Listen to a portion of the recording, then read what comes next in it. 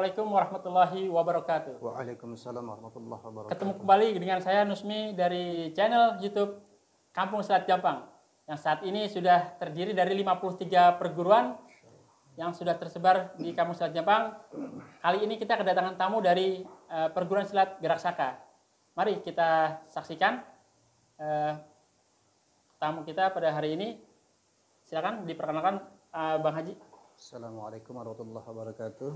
Bismillah walhamdulillah wassalatu wassalamu ala rasulillah wala hawla wala quwwata illa billah wa ba'du. Faqala subhanaka la ilma lana illa ma 'allamtana innaka antal alimul hakim. Alhamdulillah, terima kasih Bang Nusmi atas undangannya ini dari teman-teman channel Kampung Silat Jampang. Masya Allah. Perkenalkan, nama saya Ahmad Idris, diamanahkan sebagai Ketua Umum Perguruan Bela Diri Pencak Silat Gerak Saka. Yang alhamdulillah tahun demi tahun kita senantiasa berbenah. Secara organisasi saya diamanahkan ketua umum, namun secara silsilah maka seharusnya adalah yang tampil hari ini adalah guru kita, guru besar kita Bang Adi Darmawan. Semoga Allah senantiasa merahmati beliau. Amin. Dan Allah senantiasa berikan manfaat ilmunya buat kita semua. Ya, apalagi gimana Bang Rusmi? Ya, pertama perkenalan, mungkin setelah itu sejarahnya Bang. Baik. Sejarah dari Gerak Saka itu gimana sih dari awal mulanya pendirinya sampai hingga ke sekarang? Baik, bismillah. Ya, sebetulnya agak berat berbicara sejarah karena sebetulnya ini wilayahnya para sesepuh dan guru besar. Tapi dengan keterbatasan ilmu yang saya dapatkan dari guru ya insya Allah saya mencoba memberanikan diri untuk meriwayatkan sejarah silsilah Gerak Saka ini yang pada akhirnya sampai sekarang ini ada, alhamdulillah. Ya, sejatinya ini adalah mainan-mainan keluarga ya, mainan khusus keluarga, yaitu para bangsawan Sunda pada waktu itu, Prabu Siliwangi atau kaum-kaum menak lah gitu loh katanya gitu ya, yang pada waktu itu memang kebetulan sebagai pemiliknya, ya alhamdulillah Allah menganugerahkan ilmu ini kepada salah seorang yang namanya Om Wid ya, Raden Widarma. Raden Widarma yang konon katanya Masya Allah saya tidak bertemu ya gitu ya. Oh, tubuhnya kecil, kurus kecil gitu ya. Tapi ya Masya Allah, Allah menganugerahkan ilmu kepada siapapun. Dan pada tahun itu juga di tahun-tahun 70-an, 73 mungkin kurang lebih ada seorang ya dulu terkenal jawara katanya, PI Power dulu katanya namanya gitu ya, Bang PI Power gitu ya. Ya beliau melalang buana malang melintang lah di dunia persilatan Betawi pada waktu itu, mendengar harumnya nama Raden Widarma yang memiliki belum bernama Gerak Saka pada waktu itu. Gitu. Karena pada waktu itu Bang PI itu belajar silat tasik namanya, atau Peto Jeper gitu ya. Ya mungkin yang orang-orang Petojo dan sekitarnya mungkin kenal banget lah dengan beliau nih ya. Cerita punya cerita, datanglah beliau menemui Om Wid ini tadi. Ya. Belum pengen belajar, cuman pengen nyoba kali ya, bahasa dulu pengen ngejajal gitu ya. Ya kurang lebih kayak gitulah ya. Ya keren lah orang-orang dulu gitu ya. Kita berharap laki-laki sekarang harusnya kayak gitu tuh gitu ya, datang ke satria gitu. Ya cerita punya cerita akhirnya sharing lah bahasanya lah ya. Lebih halusnya lebih sharing, dan ternyata lah gitu ya. Hanya dengan satu jurus gitu ya.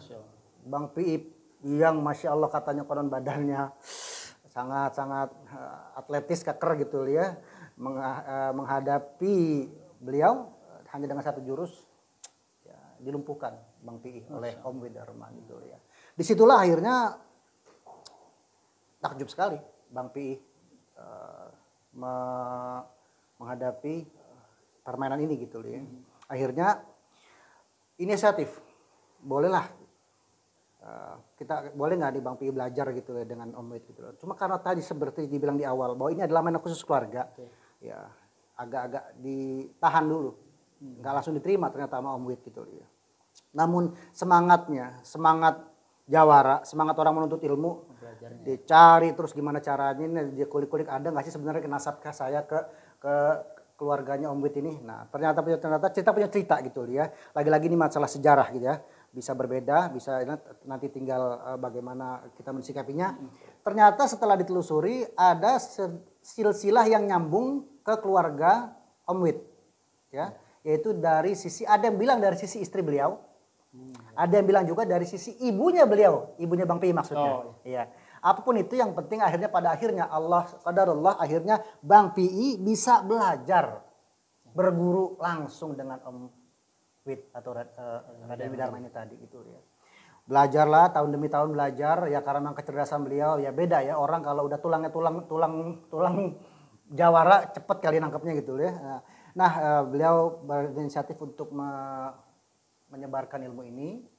Nah, di jalur kami gitu ya, lagi-lagi di jalur kami gitu ya yang kami dapatkan, maka akhirnya Bang Pi ini mengajak rekan-rekan mainnya lah, rekan-rekan hobinya itu Pak Muhammad Rusli, ya inilah beliau bapak dari Bang Andi Darmawan, guru besar kita sekarang, dan juga ada satu lagi juga Pak Muhayyad ya, ya atau biasa dipanggil Bang Yayat atau Pak Yayat yang di konon sering dijuluki Arjunanya gerak. Saking alusnya mana nih? Masya Allah gitu. Semoga Allah menamati almarhum semua insya Allah. Ya, ketika pada akhirnya Bang Andri Darmawan pada waktu itu ya masih sangat-sangat muda belia ya, gitu ya, guru besar kita. Cuman karena memang hidup berada di lingkaran para jawara, ya, Bang Pi. Jadi beliau sempat bertemu Bang Pi. Kalau dengan Om Wid memang tidak sempat belajar, tapi dengan Bang Pi, lalu dengan bapaknya, ya, Pak Muhammad Rusli atau Bang Yus dan Pak Yayat, jadi Bang Andri Darmawan ini bersama juga ada juga rekan-rekan yang harus saya sebutkan di sini gitu ya. Ada rekan-rekan teman tongkrongannya juga Bang Andri. Jadi bicara ilmu bicara sanad. Jadi nggak ada yang boleh ditutupin. Jadi kita harus transparan bahwa bicara ilmu adalah bicara rantai keilmuan ini. Jadi dari Bang Pi lalu mengajak rekan-rekannya yaitu Bang Yus dan Bang Yaya tadi. Nah, dan pada akhirnya Bang Andri selaku guru besar kita sekarang yang sempat ikut belajar dengan ketiga maestro ini tadi gitu ya. Dan juga ada lagi teman-temannya yang lain yaitu Bang Ade, Bang Apit gitu ya, yang alhamdulillah mereka semua masih hidup. Nah, tetapi secara organisasi ya, ketika pada akhirnya kita resmikan ini nama Gerak Saka, setelah akhirnya secara resmi pada tahun 2004 pada waktu itu sampai 2019 secara organisasi dipegang oleh Bang Andi Darmawan gitu ya. Nah, alhamdulillah sampai sekarang beliau masih sehat, masih aktif mengajar kita juga insya Allah. Bapak Muhammad Rusli atau disapa Bang Yus dan Pak Muhayyad atau Bang Yayat gitu ya. Nah, dengan kedua orang inilah akhirnya di tahun-tahun berikutnya sejarahnya pas ketika ingin berlaga di IPSI, akhirnya karena belum ada nama gitu ya, akhirnya disepakatilah namanya yaitu Gerak Saka. Gerak Saka. Saka ini ya unik gitu ya, Saka. Apa tuh Bang? Ya, katanya sih kata orang Sunda ini Saka Daekna gitu ya. Kalau bahasa Jawa mungkin sakarepmu, terserah lu dah. Ya. Jadi ini mainan emang mainan bodo amat dah, terserah lu. Terserah gue yang penting menang gitu ya. Jadi Gerak Saka itu potongan dari Saka Daekna, terserah gitu. Jadi memang no rules, nggak ada aturan, yang penting menang gimana caranya. Kurang lebih itulah yang kami dapatkan dari guru-guru kami terkait dengan sejarah Gerak Saka. Benar salahnya nanti bisa kita validasi ke guru-guru besar insya Allah. Karena di sini saya selaku ketua umum hanya menceritakan apa yang saya dapatkan dari guru-guru saya. Wallahu a'lam. Nah, terus kira-kira untuk belajar di Gerak Saka itu butuh durasi berapa lama ya? Nah, Bang Haji, Masya Allah ini. Satu-satunya yang saya bisa sebutkan pada channel ini gitu ya. Kami bukan yang terbaik. Sombong banget lah gitu ya. Wa fauqa kulli dzi ilmin alim. Di atas langit ada langit. Tapi insya Allah, saya pribadi,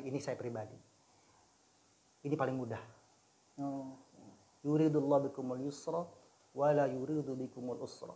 Ya, Allah menghendaki kemudahan. Maka spiritnya memang biar gua nggak mau tahu pokoknya kata guru-guru kita gitu ya. Gimana caranya baik si pengajar ataupun si pembelajar harus punya mindset dari pertama bahwa ini adalah mainan yang sangat mudah. Jadi bela diri idealnya mudah gitu ya. Jadi kalau dibilang tadi lagi-lagi ngabisin jurus paling sebulan juga kelar insya Allah. Ya. Karena aslinya jurus cuma satu. Jadi dari Dharma jurus cuma satu gitu ya. pada perkembangannya Bang Pi dan kawan-kawan akhirnya menyepakati lagi di 5 jurus gitu lah. Jadi kalau pada saat untuk dasar di 3 bulan insya Allah ya, insya Allah kalau hanya untuk sekedar aplikasi di lapangan street fighting maka sangat-sangat efektif dan efisien untuk gerak saka ini. Tetapi untuk pada tingkat mahir atau pada tingkat tenang ya, pada akhirnya nanti gimana caranya praktisi gerak saka sangat tenang. Baik tenang secara kepribadian dan tenang juga secara gerakan. Maka itu mungkin durasinya bisa puluhan tahun tanpa batas. Tanpa batas. Lah, karena itu sudah mainan hati mainannya gitu. Udah bukan lagi di tangan. Oke. Wallahu alam. Itu mungkin dari sisi durasinya belajarnya ya. Nah, ini sekarang kira-kira dari setelah lahirnya gerak saka ini sudah tersebar di berapa kolat Bang ya? Cabang-cabang latihannya itu. Alhamdulillah ya, karena ini memang dari sononya emang kalau boleh saya bilang nih secara subjektif ya, ini mainan anak masjid kayaknya nih. Oh, seperti itu. Sebarang sih lihat kok di masjid mulu nih gitu ya. Syukur. Masjid Darussalam, Al Insan, ya, Masjid Al Huda. Jadi kalau di Jakarta Barat ada di Joglo ya, sekaligus sekretariat yaitu di tempat kami. Lalu di pusat pembelajaran yang memang sangat-sangat senior, sangat lama itu adalah Masjid Asy-Syukur di Jakarta Selatan. Juga ada juga di Masjid Al Insan di Patal Senayan, di Depok Beji, lalu di Kebayoran juga Jakarta Selatan, di masjid juga di Masjid Pasar itu. Masya Allah. Jadi cukup banyak kolat-kolat yang banyak sudah sebarannya di masjid dan pesantren di masjid gitu dan pesantren ya. ya. Saya di Jakarta Pusat ada di Tanah Abang, Kebun Jahe. Oh. Insya Allah kita akan senantiasa menyebar ke beberapa daerah-daerah, tentunya dengan adanya organisasi kita akan rapikan nanti kembali gitu. Banyak juga banyak tersebar kolatnya nih. Nah, kemudian ini kita akan menanyakan tentang masalah logo nih Bang. Logonya kan unik nih, kita seperti orang salaman ya, jari salaman seperti itu ya. Iya, alhamdulillah. Bisa dijelaskan Bang? Ya, ini logo warisan dari guru-guru kita gitu. Jadi kita nggak berani gonta-ganti. Simbol di situ ada kuning. Itu kebulatan tekad, bulatan kuning itu melambangkan kebulatan tekad dan kebersamaan, lingkaran kebersamaan ya. Lalu di situ tadi ada segi 5 itu ya, segi 5 itu simbol dari rukun Islam. Rukun Islam. Terus di situ juga ada gambar padi dan kapas melambangkan ya kesejahteraan. Artinya kita harus berbagi ya. Terus yang selanjutnya ada orang salaman, berarti memang mindset terakhir adalah kalau bisa damai aja, jangan berantem gitu ya. Nah, satu juga yang perlu kami tekankan di sini, visi kita adalah perguruan kita nih menjadi perguruan bela diri pencaksilat yang menginspirasi umat untuk senantiasa melakukan pola hidup sehat. Pola hidup sehat. Orang silat idealnya sehat sih, atau sehat bisa lewat silat gitu ya. Jadi gimana caranya kita berharap bahwa praktisi-praktisi pencaksilat idealnya sehat sih. Karena biar gimana ibadah yang dilakukan dengan keadaan sehat nikmatnya beda. Masya Allah. Insya Allah. Nah, mungkin sudah terkait masalah filosofi. Nah, terakhir nih Bang, masalah jurus yang ada di gerak saka. Nah, ini jurus nih lebih unik nih kayaknya. Ini jurusnya Masya Allah ini jurus. Jadi kalau boleh bilang jurus ini, guru saya ini nulis nih. Aduh ya Allah, saya nggak bisa, jangan sampai lupa nih gitu loh ya. Gue ngalah bukannya kalah. Gue bergerak suka-suka gue. Cukup satu jurus tapi serius. Olah rasa, hilangin nafsu. Buka hati, jalin silaturahmi. Masya Allah. Jurusnya kan asli dibilang awalnya memang cuma satu nih. Okay. Ya, tapi pada perkembangannya jadi 5 jurus, itu nanti akan kita ubek-ubek di lapangan. Insya Allah kita jelasin tuh jurus 1 nih apa namanya dan buat apa 2 apa sampai 5 gitu. Paling enggak yang jelas saya kasih tahu di sini kenapa kita bertahan di 5 jurus gitu ya. Karena kita bertahan bahwa biar ingat mulu sama rukun Islam yang 5 dan biar ingat mulu bahwa lo silat warisan gue dari zaman dulu, engkong gue guru ngaji, orang Betawi terutama ya, pokoknya gue nggak mau tahu lu kudu bisa ngaji, kudu bisa sholat, kudu bisa silat. Jadi sholat 5 waktu, kagak boleh ditinggal sama praktisi, bil khusus silat gerak saka. Nanti apa-apanya kita lihat di lapangan insya Allah. Di channel itu. Ya mungkin nanti aplikasinya ya kita saksikan saja nanti di lapangan. Insya Allah. Langsung kita praktik lapangan. Ya, Masya Allah. Kita tutup saja dengan Assalamualaikum warahmatullahi wabarakatuh. Waalaikumsalam. Assalamualaikum warahmatullahi wabarakatuh. Waalaikumsalam. Jumpa kembali dengan kami, channel YouTube Kampung Silat Jampang. Setelah tadi kita di ruangan menjelaskan masalah aplikasi, filosofi sejarah, filosofi logo. Nah, saatnya sekarang kita memperkenalkan jurus dari perguruan silat Geraksaka. Mungkin dari Bang Haji Idris bisa dijelaskan gimana jurus Geraksaka yang tadi disebutkan ada 5 jurus tadi ya? Baik, insya Allah. Bismillah ya. Menyambung tadi pembicaraan di ruangan, jurus Geraksaka cuma 5 ya. Oke. Rukun Islam 5, sholat 5 waktu ya. Simple, saya kasih tahu. Smart, SMART. Yang pertama simple ya, pastikan bahwa jurusnya mudah. Aplikasi juga harus mudah. M, mindsetnya. Mindset. Praktisi Geraksaka harus berani maju, berani masuk, berani menang. Oke? A, aplikatif. Jurusnya jangan kebanyakan, tapi harus aplikatif. Harus tahu ini jurus 1 sampai 5 dipakai buat apaan, harus tahu aplikasinya. Oke? R, realistis ya. Realistis yang apa yang ada di lapangan, di serangan tanpa diatur, tanpa banyak pola. T yang terakhir, trust ya. Tauhid. Jadi percaya bahwa menang, kalah datangnya dari Allah. Celaka atau tidak itu datang dari Allah. Ya, langsung saja kita praktekkan dengan ketua koordinator pelatih di Geraksaka, Bang Muhammad Ali. Masya Allah. Muhammad Ali, ya, siap.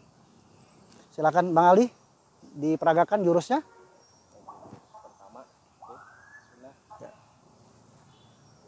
Jurus 1, sikap berdoa. Ya. Ini jurus namanya jurus tauhid. Allah, Allah, Allah ya. Kerja, doa. Mau nggak mau manusia hidup kudu 2 ini. Harus mau doa di awal doa, di akhir doa, kerja jangan ditinggal. Doa, kerja, doa, kerja. Masuk jurus 2 Bang? Siap. Ya. Kerja nggak bisa statis. Ini jurus kedua namanya ikhtiar. Mustaqim, maaf. Jurus 2 itu mustaqim, lurus. Ya. Tahap pertama yang penting kerja dulu aja. Lempeng-lempeng aja dulu ya. Yang penting tetap dibarengin. Kerja, doa, kerja, doa. Ya, ini jurus kedua. Ya, bismillah. Lanjut Bang, jurus 3. Ya. Jurus ketiga kita namakan ikhtiar.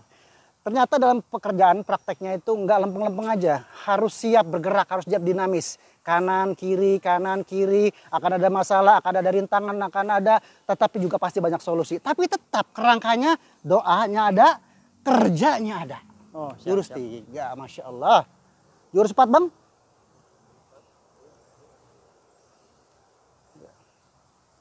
Lihat, jurus 4, posisinya rengkuh, tawadhu, ya.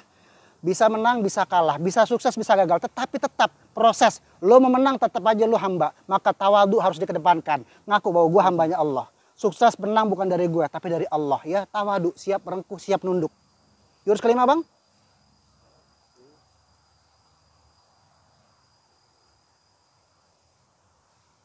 Ya, lihat. Menang, kalah, ya adalah bagian dari proses. Semuanya adalah bagian dari ikhtiar yang setelah dikerjakan. Maka jurus kelima adalah siap untuk berbagi manfaat ke segala penjuru. Silaturahmi. Ya. Hasil yang diperoleh harus siap dibagikan kepada sesama. Itu filosofinya. Ya, alhamdulillah. Oke. Itu tadi Bang. Sudah itu aja Bang. Ayo. Ya, banyak-banyak jurus kita pelit tapi gigit. Ya, insya Allah. Ya, mungkin bisa dipraktekkan Bang. Itu tadi kan sebagian hanya jurusnya saja. Oh, baik, bisa dipraktekkan aplikasinya aja. Siap, ya. Ih, itu kok jurus kok kayak orang nari ya? Aplikasinya tuh kayak gimana tuh? Ya, kan berantem di lapangan nggak begitu-begitu ya. Betul. Baik, ya insya Allah. Ya, lihat ya. Jurus aplikasinya. Aslinya cuma jurus 1. Di pasaran orang ngapain sih? Paling banter, orang pertama oke lah. Paling yang pasaran gitu loh. Macem-macem loh. Nyekek dia, ya. Umumnya gimana Bang Ali? Umumnya di pasaran orang sikap pun ya menepis masalah. Karena dia nggak mau dapat masalah. Ini masalah nih cekekan. Tetapi jurus 1 tadi adalah langsung berdoa dan bekerja. Gimana aplikasinya Bang? Tuh, lihat. 1 jurus. langsung mengarah kepada vital point ya. Jadi ya kepala ya di sini kerja doa itu cekekan ya. Jadi masalah yang datang bukan ditepis tapi dihadapin langsung gitu ya. Begitupun dengan pukulan, hes. Lihat jurus satu masih kerja doa ya. Jadi langsung kerja ya. Tanpa dihindari, tanpa ditangkis. Oh, siap, Bang. Jadi memang langsung masuk ke area lubang. Ya, ya. Cuman agak sedikit miring. Oke, apapun, mau cekekan, mau pukulan, maupun tendangan, ya. Nggak masalah, selagi kita mainan jarak dekat. Mainan close combat, ya. Ini jarak tempur kita. Selagi memang jaraknya dekat, maka dia nggak tidak akan mikirkan serangan lawan. Mau dicekek, mau dipukul, mau ditendang, dia tetap pada posisi kerja dan doa. Ya, awas kena mic, hati-hati. Ya, hey! Lihat, jurus satu. Siap. Berikutnya, jurus. Bang, seseorang dipukul, ini masih baik berarti. Ya. Biasanya orang akan cari celah. Maka dia akan mundur teratur, misalnya pertama dia ke belakang, tas. Maka jurus kedua, mustaqim, karena masih arah lurus. Pasti jurus kedua lagi. Lihat, nggak ada. Semuanya tetap dibingkai dengan kerja dan doa. Orang kan mikir, gue lurus aja diikutin terus. Gue klik kanan, tetap ikhtiar, ya. Wah ada masalah, ikhtiar cari. Ada peluang kiri, tetap dicari. Oke, Bang. Siap. Siap. Oke. Itu yang berarti jurus keempat, Bang ya? Ketiga tadi. Oh, tiga. Satu, dua, tiga. Iya. Keempat, memang bukan jarak. Kalau kita mau pas combat, ya. Nah, ketika jarak sini tidak bisa. Ada kondisi-kondisi yang nggak bisa langsung main masuk. Karena ini bukan jarak tempur kita. Siap. Ketika ada tendangan, maka keempat. Oh, fungsinya seperti itu, Bang ya? Ya, karena memang bukan jarak yang ideal untuk langsung masuk. Betul. Harus ada jeda dulu. Jadi ada rengkuh dulu. 5. Ya, sudah lebih kepada aplikasi jatuh. Bantingan ya. Masya Allah. Ya. Oh, itu. Terlihat sangat mudah. Ya, kelihatannya mudah, tapi ini mainan rasa. Jadi gimana caranya? Tekanan, ya, dibagi sama dia. Aslinya nih misalnya, saya bayangkan, saya ingin jangan diisi dulu Bang Ali. Saya mau ngambil kaki dia misalnya, tuh, kelihatannya enak kan ya? Ya. Praktisi rasa harus bisa merasakan kejahatan, dia jahat yang dilakukan oleh lawan. Ketika si lawan sudah ada indikasi jelek, indikasi bikin dosa, maka rasanya dia harus segera Oh, Masya Allah. Insya Allah. Cukup Bang sampai situ Bang? Insya Allah cukup. Oke, siap. Oke, terima kasih. Itulah tadi sekelumit jurus dari perguruan silat Gerak Saka. Kita cukupkan sampai di sini. Jangan lupa like, komen, dan subscribe channel YouTube Kampung Silat Jampang. Assalamualaikum warahmatullahi wabarakatuh. Waalaikumsalam warahmatullahi wabarakatuh.